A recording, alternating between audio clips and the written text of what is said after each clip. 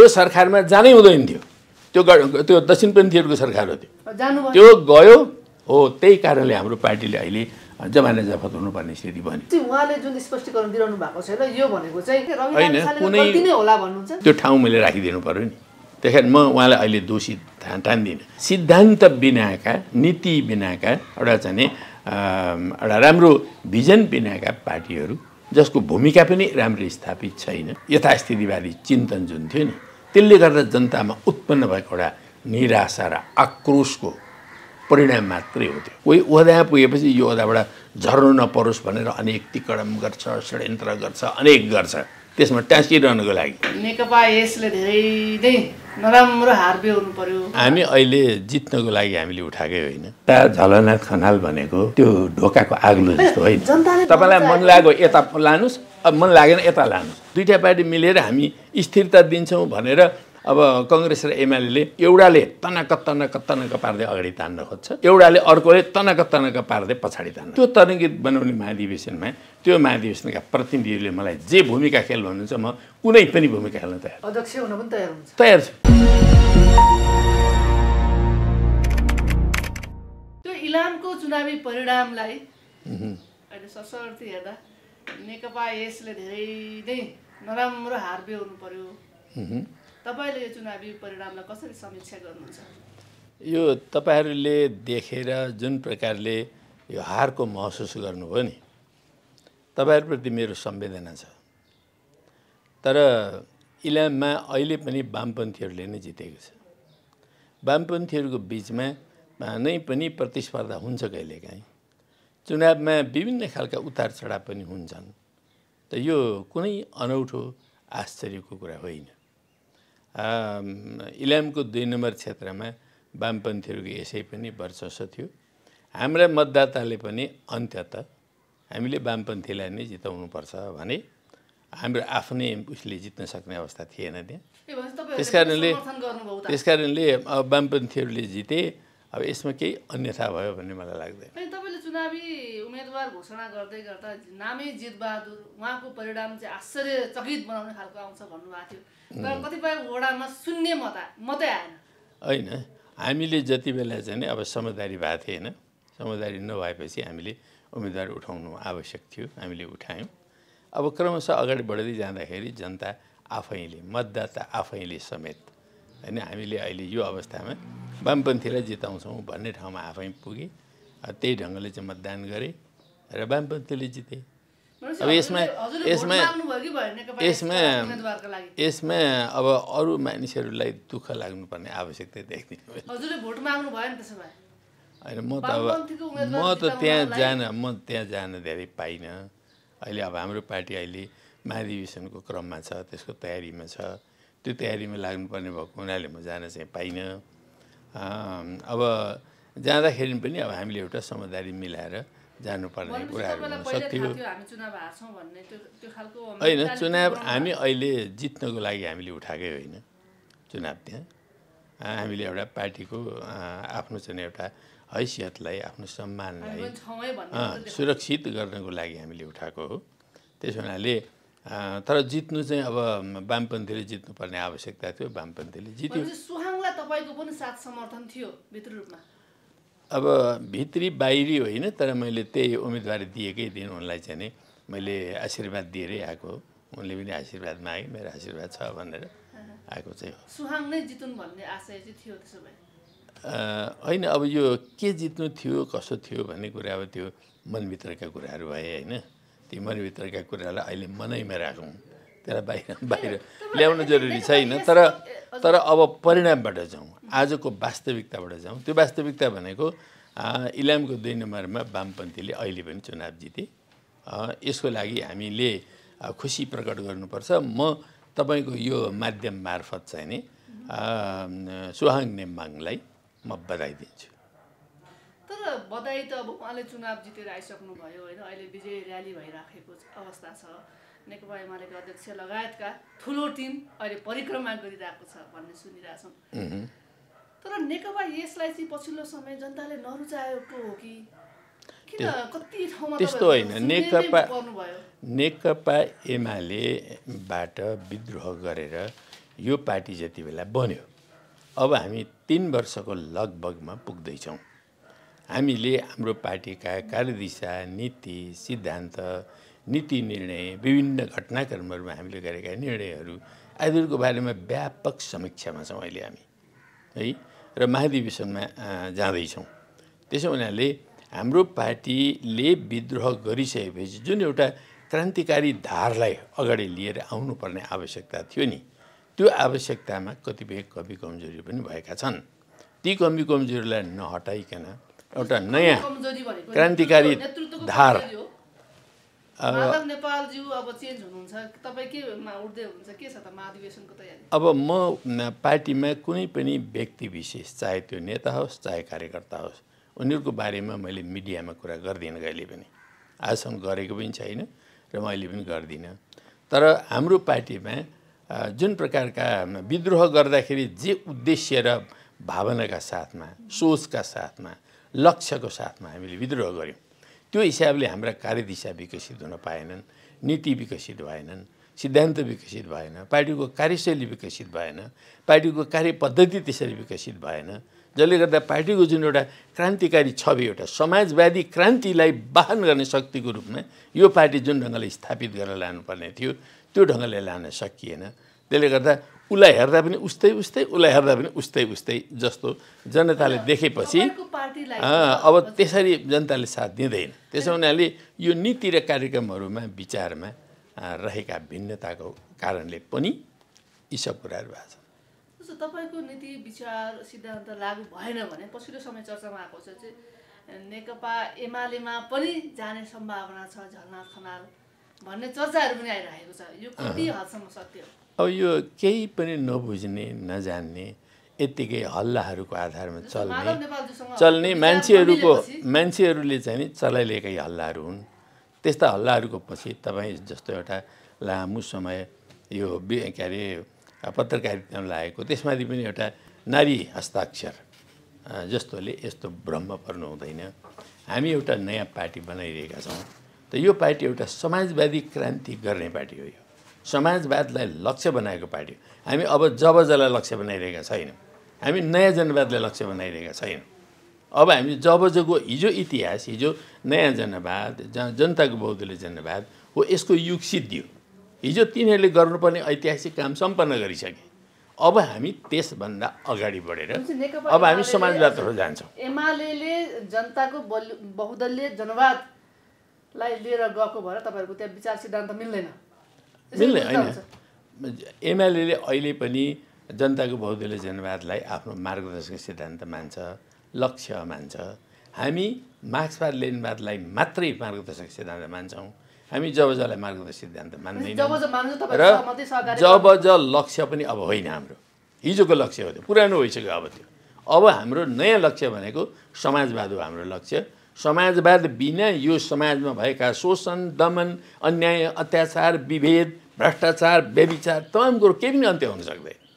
त्यस कारणले हामी समाजवाद। तपाईँहरूको पार्टी एक्लैले यो सबै विचार सिद्धान्त लड्न सक्छ त? जस्तो इलाममा जमानत जफत भयो तपाईँहरूको, होइन? नेकपा यसलाई चाहिँ बहिष्कार गरे जस्तो अब 400-500 मत पनि कटाउन सक्नु भएन। गठबन्धन नगरी चुनाव जित्न सक्ने अवस्था छैन। गठबन्धनबाट तपाईँहरू बाहिरै जानुभएको छ। हामीलाई चुनावमा अहिले तत्कालै जितिहाल्न केही पनि जरुरी छैन। हामी एउटा नयाँ विचार प्रवाह लिएर आउँदैछौँ। विचार प्रवाह लिएर आउने कुरा पहिला एकबाट आउँछ, एकबाट नै अरब करोड हुँदै जान्छ। त्यसो हुनाले एकबाट सुरु गर्ने र त्यसबाट विस्तार गर्दै विकास गर्दै जाने, यो त संसदीय व्यवस्था हो। संसदीय व्यवस्थामा जहिले पनि बुर्जुवाहरूले चुनाव जितेकै हुन्छन् नि। अनि त्योसँग प्रतिस्पर्धा गर्दै अलि यी सेमी वामपन्थीहरूले जित्छन्, कहिले होइन, कहिले वामपन्थीहरूले जित्छन्। हिजो नेकपाले 2/3 बहुमत करिब ल्याएको थियो, होइन?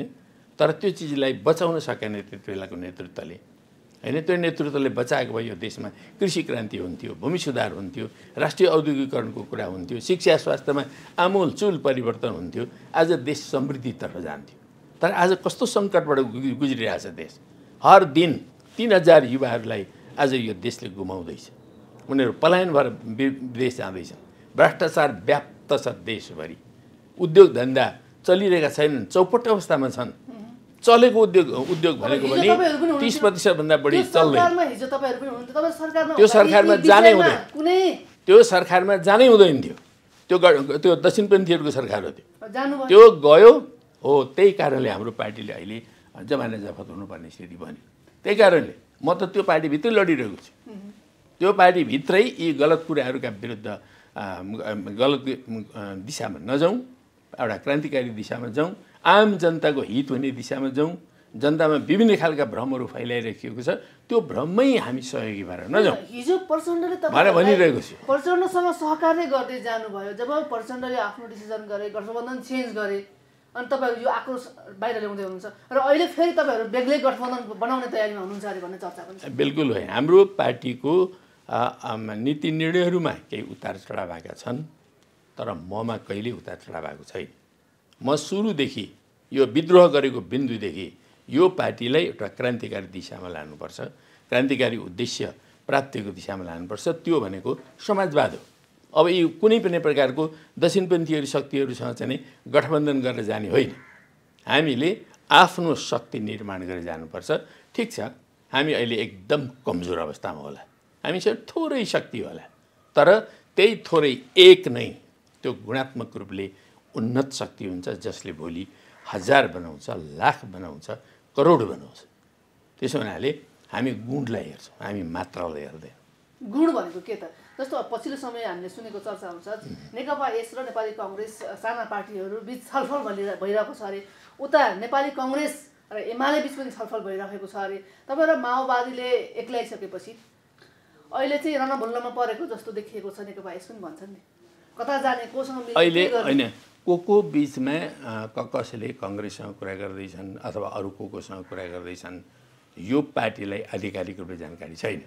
यो मेरो पार्टी भनेको नेकपा एकीकृत समाजवादी पार्टी हो। यो पार्टीको सुन्नुहोस् न, यो पार्टीको एकछिन, यो पार्टीको म सम्मानित नेता हो है।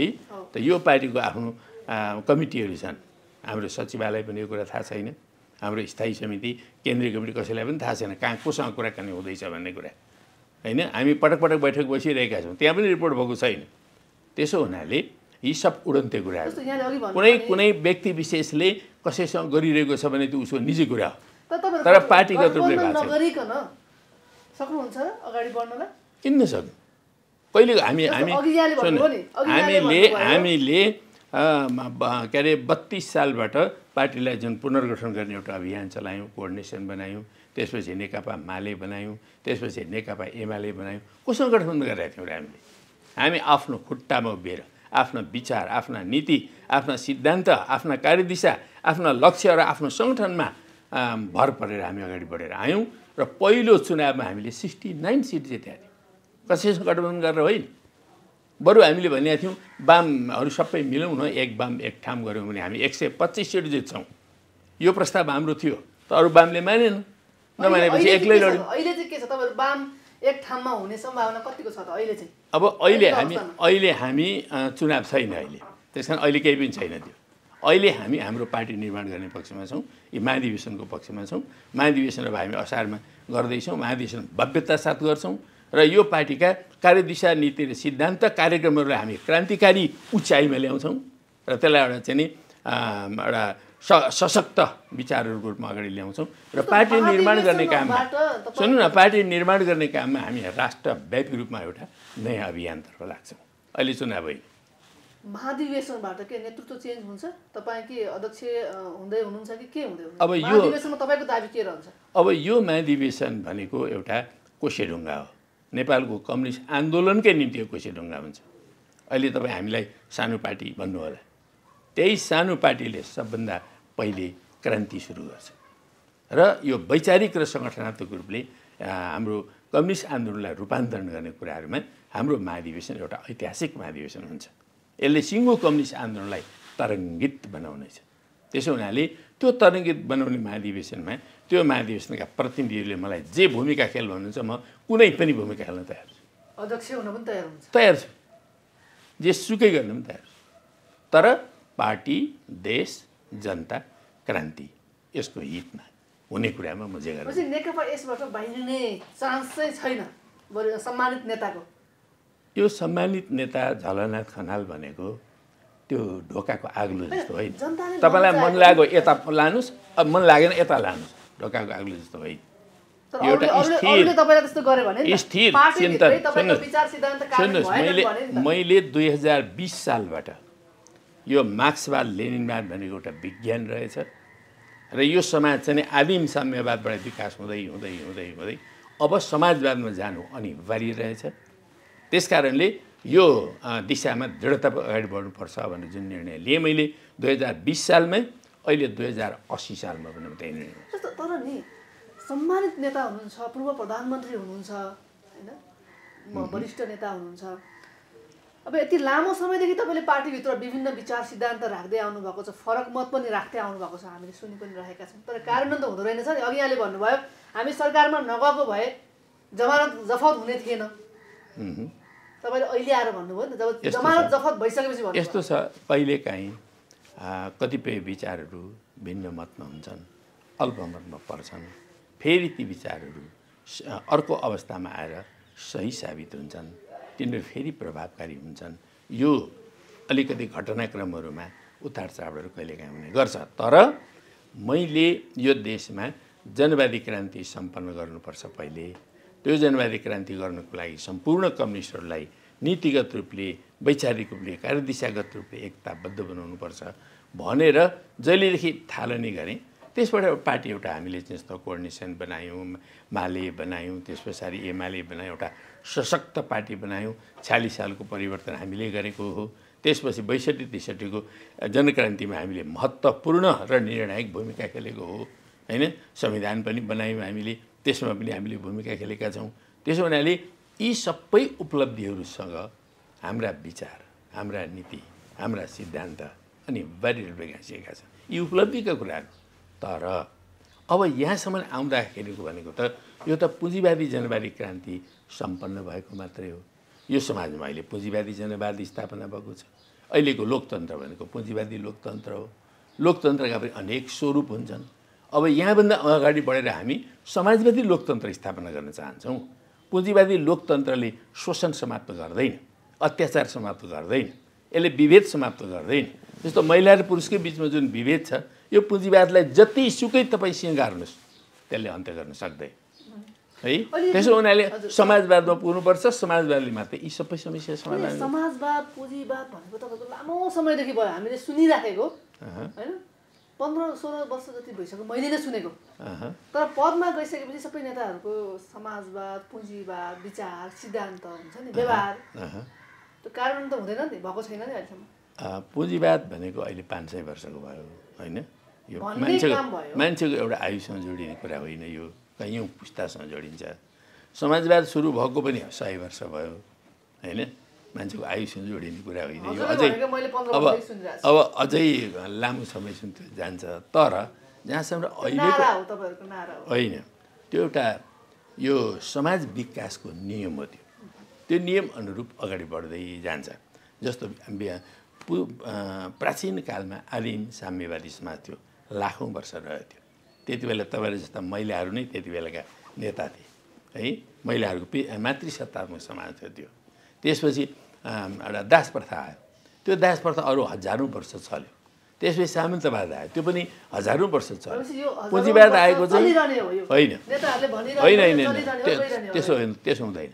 सामन्त यो पुँजीवाद आयो, जम्मा 500 वर्षको भयो। 500 वर्षमै यो पुँजीवादका चाहिँ दारा नङ्ग्रा अब झर्न थालेका छन् है। त्यो कारणले समाजवाद आउँदैछ। अब समाजवादको विजयको युग हो यो, समाजवादी क्रान्तिको युग हो। नेतृत्वमा समाजवाद ल्याउनुहुन्छ तपाईहरु नै। अब मलाई त आशा छ हाम्रो देशमा समाजवादी क्रान्ति चाँडो हुन्छ है। र त्यसको लागि हामीले सशक्त ढङ्गले तयारी गरेर जानुपर्छ।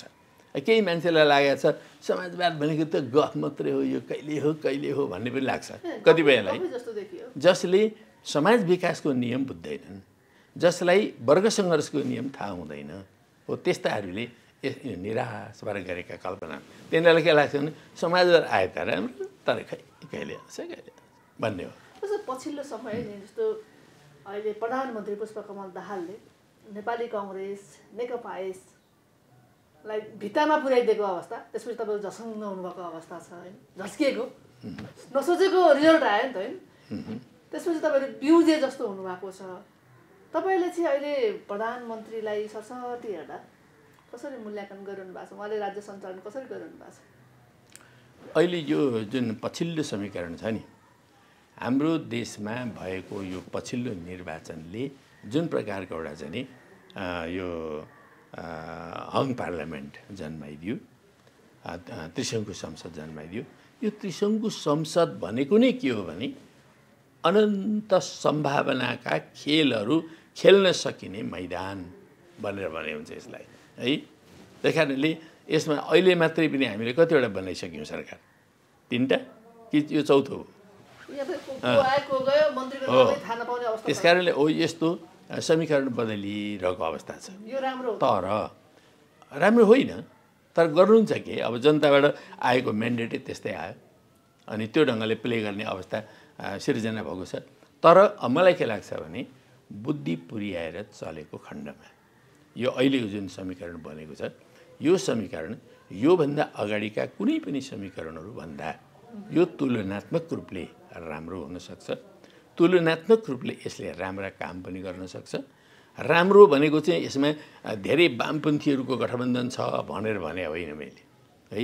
राम्रो के अर्थमा हुनुपर्छ भन्दाखेरि यसले लिने जनमुखी नीति लियो, यसले प्रगतिशील नीति लियो, यसले नीति र कार्यक्रम ल्याउँदा पनि त्यस्तै ढङ्गले ल्यायो, बजेट ल्याउँदाखेरि पनि जनमुखी बजेट ल्यायो, त्यसलाई इम्प्लिमेन्टेसन गर्दा यो अनियमितता र चाहिँ भ्रष्टाचारलाई रोक्न दृढ भएर लाग्यो र अब देशको चाहिँ कृषिमा सुधार गर्ने कुरा, औद्योगिकरण गर्ने कुरा, भ्रष्टाचार रोक्ने कुरा, शिक्षा स्वास्थ्यमा सुधार गर्ने कुरा, गरिबी उन्मूलन गर्ने कुरा, तलका श्रमिक जनताहरूलाई चाहिँ हित गर्ने कुरा, यो मुखमा बढिरहेको मूल्य वृद्धि इत्यादिलाई रोक्ने कुरा जस्ता कामहरू गर्न सक्यो भने चाहिँ यो सरकार टिक्छ। भनेपछि कङ्ग्रेस र एमाले बीचको समीकरण चाहिँ राम्रो हुन सक्छ कि सक्दैन? कङ्ग्रेस र एमाले बीचको समीकरण म चाहिँ त्यति कल्पना गर्दिनँ। हुँदैन त्यस्तो सम्भव मैले देखेको छैन। यद्यपि असम्भव चाहिँ दुनियाँमा केही पनि हुँदैन होइन हो, असम्भव चाहिँ हुँदैन। त्यस्तो गर्न पनि सक्छन्। त्यो गरे भने त्यो दुईटैको ऐत हुन्छ। यस, दुईटैको ऐत हुन्छ। दुईटैले आफ्नो पार्टी जनताबाट राज्य सञ्चालन गर भनेर पठाएका पार्टीहरू बाहिर छन्, साना पार्टीले सञ्चालन गरिरहेका छन्। तीमाथि अब माओवादी अध्यक्ष प्रचण्डले चाहिँ सबैलाई खेलाइरहनु भएको छ, राजनीतिक गेम खेलाइरहनु भएको छ र ती साना पार्टीहरूले बार्गेनिङ गर्ने अवसर पाइरहेका छन् र यो सबै समस्याको समाधान गर्नलाई चाहिँ ठुला दलहरू मिल्दैछन् र त्यसमा पनि नेपाली काङ्ग्रेसका सभापति शेरबहादुर देउवाले चाहिँ केपी ओलीलाई प्रधानमन्त्री बनाउँदै हुनुहुन्छ अरे भन्ने चर्चा पनि छ।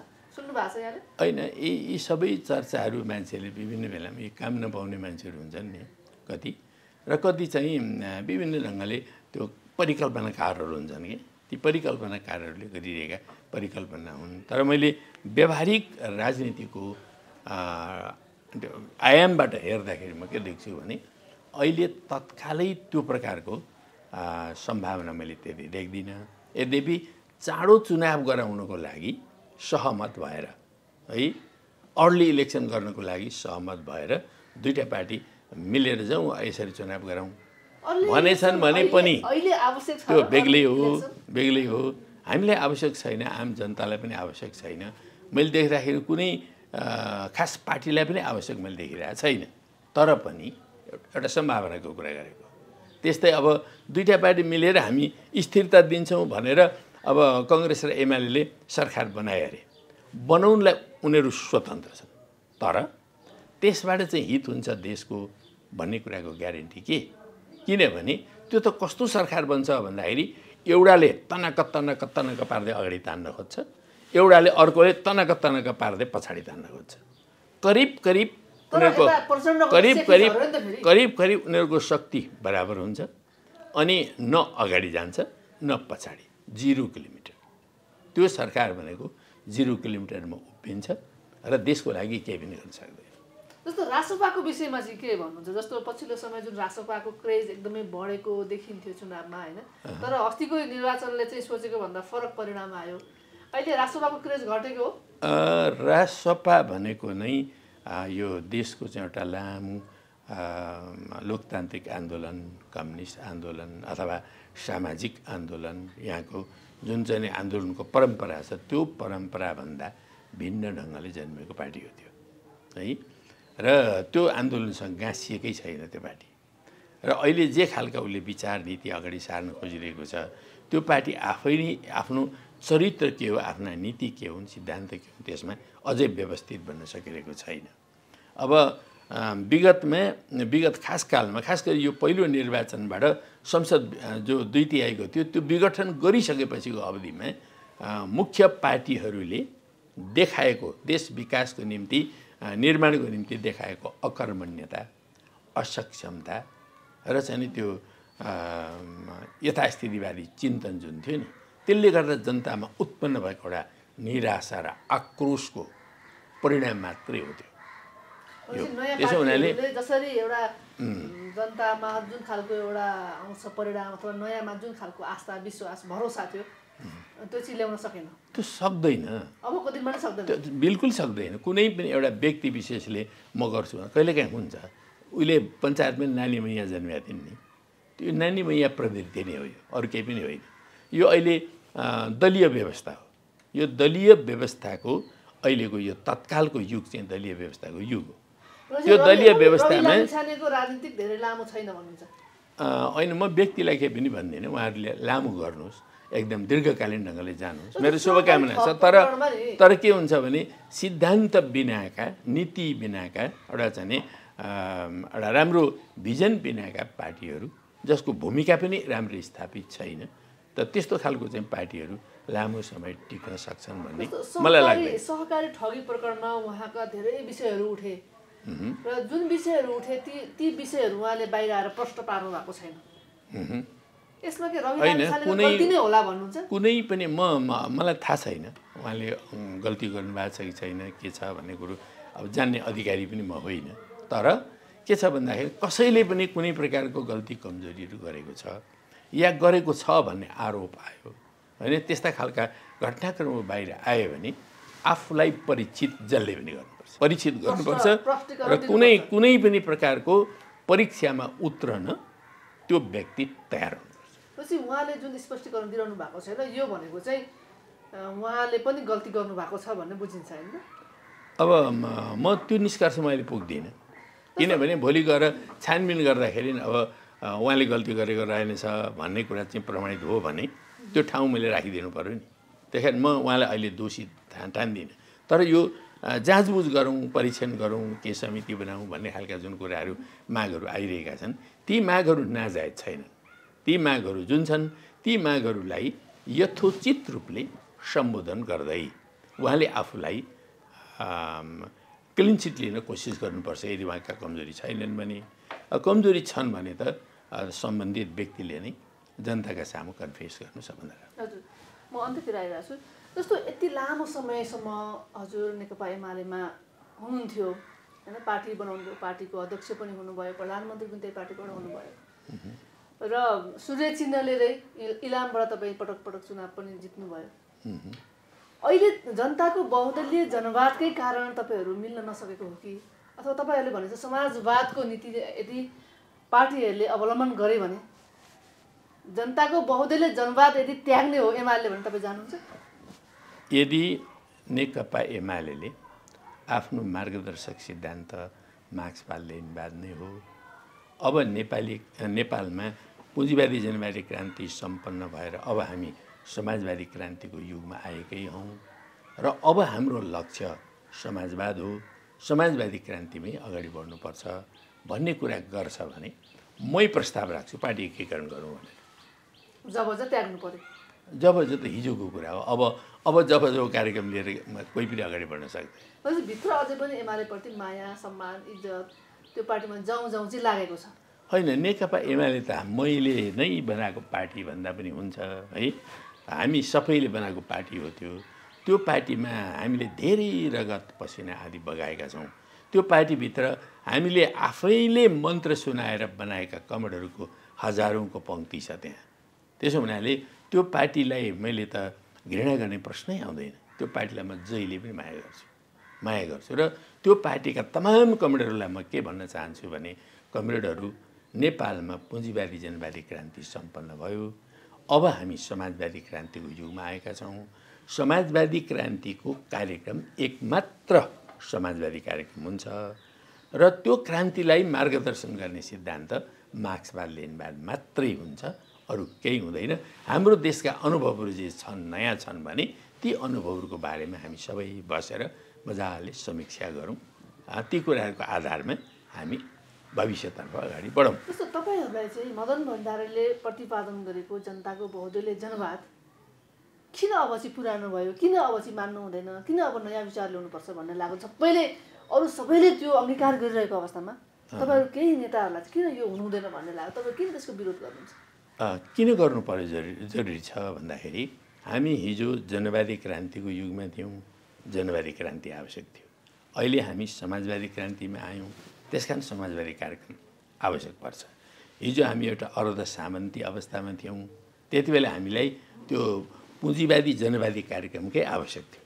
जब भन्नुहोस् अथवा नयाँ जनवाद भन्नुहोस्, त्यो आवश्यकताले त्यति बेला कार्यक्रम बनाएको हो है। यसलाई बदल्न त समाजवादी कार्यक्रमले मात्रै सक्छ। त्यसकारण अब समाजवादी कार्यक्रम चाहियो। अब हिजोको एउटा कार्यक्रमलाई मार्गदर्शक सिद्धान्त बनाउनै जरुरी छ। त्यो कार्यक्रम मात्रै हो। हिजोका यिनै नेता तपाईँहरू नै जो चाहिँ 50-60 वर्षदेखि यहीँ हुनुहुन्छ होइन, तपाईँहरूको 40-45 वर्ष यही राजनीतिमा हुनुहुन्छ, तपाईँहरू चाहिँ त्यही विचार सिद्धान्त, त्यही नेता, त्यही मन्त्री, त्यही प्रधानमन्त्री दोहोरिरहनु भएको छ। तर त्यो विचार सिद्धान्त चेन्ज हुनु पर्यो भन्दा अरूले मान्छन् होइन? यहाँ के तपाईँले बुझ्नु भएन भन्दाखेरि इतिहास परिवर्तन भइरहेको छ, समाज परिवर्तन भइरहेको छ। समयअनुसार हिजो यो समाजमा सामन्तवाद हावी थियो है, अहिले सामन्तवाद उन्मूलन भइसक्यो वस्तुगत रूपले। हिजो यो समाजमा राजतन्त्र थियो, अहिले राजतन्त्र उन्मूलन भइसक्यो होइन। हिजो अहिले हामी गणतन्त्रमा छौँ होइन। त्यस कारण हिजो एउटा अर्ध सामन्ती समाज थियो, अहिले पुँजीवादी। वस्तुगत परिवेश बदलियो नि हो। यो परिवेश बदलेको हुनाले र अब क्रान्ति पनि बदलियो। हिजो जनवादी क्रान्तिमा थियौँ, अहिले समाजवादी क्रान्तिमा आयौँ। त्यस कारणले अब क्रान्तिको कार्यक्रम हो, क्रान्तिको कार्यक्रम वस्तुगत कारणले नै बदलियो, हाम्रो विचारको कारणले होइन। त्यस कारणले अब हामीले पनि त्यो बदलिएको वस्तुगत परिस्थिति अनुरूपका नीति र कार्यक्रम लिएर चल्नुपर्छ भन्ने कुरा थियो। अन्त्यमा जस्तो अबको तपाईँको उद्देश्य के? अब प्रधानमन्त्री, राष्ट्रपति मान्ने अझै हुनुहुन्छ कि पार्टीलाई सल्लाह सुझाव दिएर नेकपा एस अथवा नेकपा एमालेमा बस्नुहुन्छ? के छ तपाईँ? म के ठान्छु अबको तपाईँको उद्देश्य के हो? म के ठान्छु भने म कहिल्यै पनि आजसम्म जिन्दगीमा मैले पदलाई कहिले उद्देश्य ठानिनँ र अब पनि म पदलाई उद्देश्य ठान्दिनँ। पदमा बसेर मात्रै भूमिका खेल्न सकिन्छ, नेतृत्व गर्न सकिन्छ भन्ने यो नितान्त पुरातनवादी चिन्तन हो त्यो है, र स्वार्थी चिन्तन पनि हो त्यो है। तर कुनै पनि ठाउँमा जस्तो हामी कुनै पनि हिसाबले समाजमा बसेर समाजलाई अगुवाई गर्न सक्छौँ, समाजलाई विचार दिन सक्छौँ, समाजलाई मार्गदर्शन गर्न सक्छौँ, गर्छौँ। के बुद्ध कुनै पदमा बसेका थिए र? तर आज संसारभरिका मान्छेले बुद्धलाई, बुद्धिस्टहरूले मार्गदर्शक मान्छन्, पथप्रदर्शक भन्छन् बुद्धलाई होइन। त्यस कारण कुनै पनि चिज त्यस्ता अरू थुप्रै दार्शनिकहरू हुन्छ। मैले अब म के पनि डिनाइ गर्दिनँ भने कुनै बेलामा मैले यो देशका जनता राष्ट्रलाई सेवा गर्नुको लागि कुनै पद लिनु पो पर्छ कि है। त्यसमा अझै पनि लोभ त रहेछ होइन। लोभ भनेको कस्तो भने यो चाहिँ आवश्यकताको कुरा हो नि त। राष्ट्रको निम्ति केही गर्नु पर्यो भनेदेखि हामीले कुनै पनि रूपमा काम गर्न तयार हुनुपर्छ। त्यो लोभ होइन, त्यो चाहिँ आवश्यकताको उपज हुन्छ है। एकपल्ट पदमा गएपछि मान्छेलाई पटक त्यो ठाउँमा जान चाहिँ मन लाग्छ। जस्तो रोग लागे पनि, बुढो भए पनि, नसक्ने भए पनि यस्तो हुन्छ। त्यो देखियो कि कसैलाई साँच्चै नै त्यो पदले अनि त्यो पदभित्रका कतिपय आकर्षणहरूले मान्छेलाई चाहिँ बढी तृष्णा पैदा हुन्छ र त्यतातिर लागिरहने मन पैदा हुन्छ। कोही ओहदा पुगेपछि यो ओहदाबाट झर्नु नपरोस् भनेर अनेक तिकडम गर्छ, षड्यन्त्र गर्छ, अनेक गर्छ त्यसमा टाँसिरहनुको लागि। तर म त्यस्तो गर्दिनँ। पद भनेको आवश्यकताको उपज, जस्तो तपाईँलाई एउटा चाहिँ नि अब यो महिला संस्था बनाइयो, त्यो संस्थाको महिला चाहिँ कविता अधिकारी नै बन्नुपर्छ भनेर प्रस्ताव आयो भने तपाईँले त्यहाँ स्वीकार गरेर त्यो चाहिँ महिला आन्दोलनलाई चाहिँ अगाडि बढाउनु हो भने बिग्रिन्छ कि बिग्रिने कुरा होइन हुन्छ त्यो समयअनुसारकै कुरा हुन्छ। अन्त्यमा के त अब राष्ट्रपति प्रधानमन्त्री एकपल्ट बन्ने चाहना छ? अहिले म भनिहालेँ मैले, म पदको निम्ति म यही पदमा अब यो गर्छु ऊ गर्छु भन्ने छैन, तर मैले आवश्यकता अनुरूप जनता र राष्ट्रको आवश्यकता उत्पन्न भयो भने म जुनसुकै प्रकारको भूमिका खेलेर देश जनता राष्ट्रको निम्ति काम गर्न म जहिले पनि तयार छु। किनभने मेरो अहिले पनि हेल्थ राम्रो छ, म जुनसुकै ढङ्गका कामहरू गर्न सक्छु।